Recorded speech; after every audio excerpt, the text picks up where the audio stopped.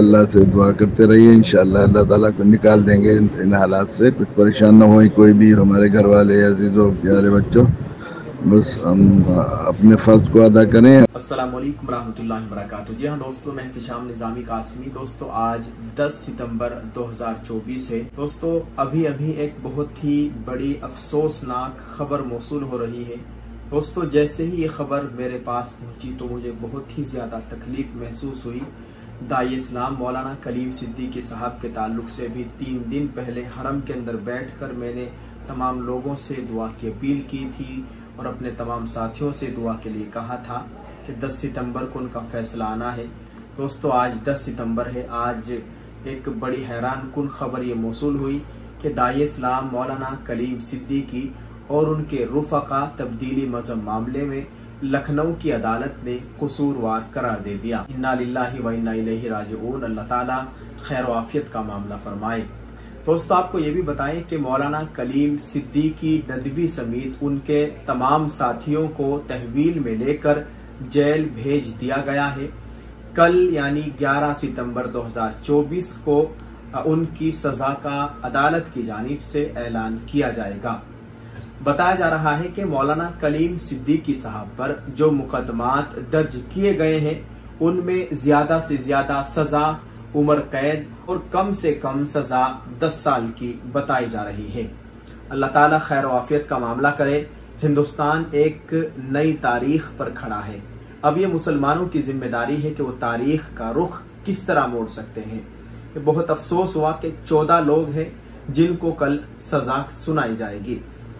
میں فی الحال بھی مکہ کے اندر موجود ہوں اور اپنے تمام ساتھیوں سے اپیل کرتا ہوں جو ہمیں دیکھ رہے ہیں ان سے بھی اپیل کرتا ہوں اور خود بھی ہم الحمدللہ حرم کے اندر بیٹھ کر انشاءاللہ حضرت کے لیے دعا کریں گے. اللہ تعالیٰ حضرت کے رہائی کے اسباب مہیا فرمائے. اللہ تعالیٰ مولانا کلیم صدیقی صاحب اور ان کے تمام رفقا کی جان مال عزت آبرو کی مکمل حفاظت فرمائے. دوستو مولانا کلیم صدیقی صاحب کا بھی بیان آیا ہے. آپ ذرا ان کا ایمان چیک کیجئے، وہ کتنی بے باکی کے ساتھ کتنی بڑی بات کہہ رہے ہیں. آپ سے گزارش ہے مولانا کلیم صدیقی صاحب کا بیان سنیے. السلام علیکم ورحمۃ اللہ وبرکاتہ. دنیا میں کوئی کام ہمارا اس پر ایمان ہے کہ اللہ کی مرضی کے بغیر کچھ نہیں ہوتا.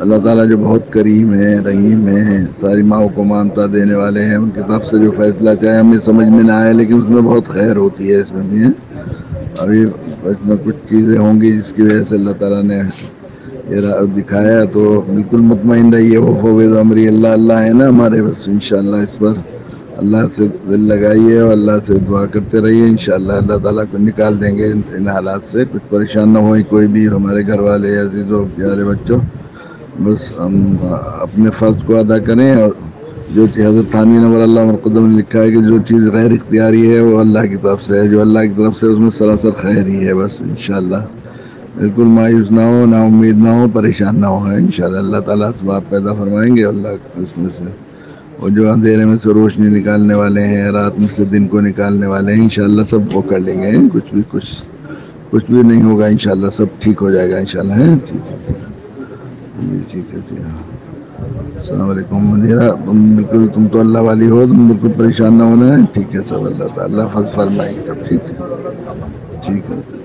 السلام علیکم ورحمۃ اللہ وبرکاتہ. دوستو آپ نے مولانا کلیم صدیقی صاحب کا بیان سن لیا ہے.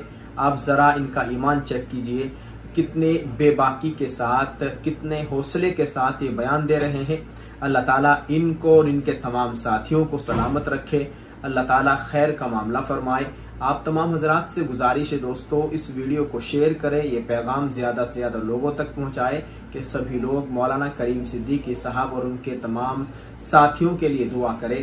اللہ تعالیٰ ان حضرات کو اپنے حفظ و امان میں رکھے.